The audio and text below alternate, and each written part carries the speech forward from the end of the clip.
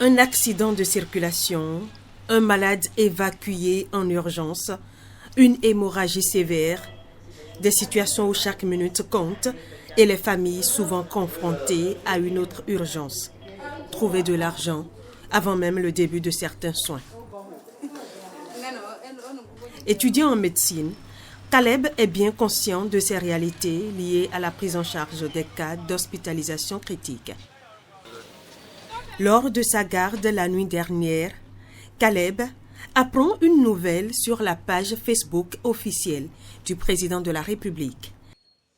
Les formations sanitaires publiques devront être en mesure d'accueillir et de prendre en charge désormais sans délai tout patient dont le pronostic vital est engagé sans condition préalable liée à sa capacité de paiement. Désormais, on n'appelle plus personne, on y va en même temps et on sauve le patient. C'est une décision vraiment salutaire qui prouve que l'État a le souci de sauver les vies humaines. Par exemple, quelqu'un qui est dans un état végétatif et qui arrive, on le prend en charge d'abord et les formalités arrivent après. Là, c'est une bonne décision et même si on peut aller même plus loin. Que cela soit durant tout le temps et que cela s'éternise. Et de l'autre côté aussi, il faudrait, je ne sais pas, élargir le champ. Moi, je dis chapeau au gouvernement béninois parce qu'on attendait ça il y a très longtemps. Je félicite le président.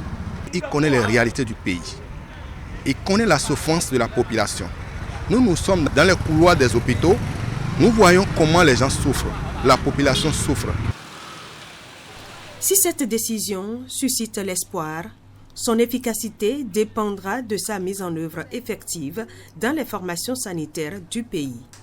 1 milliard de francs CFA.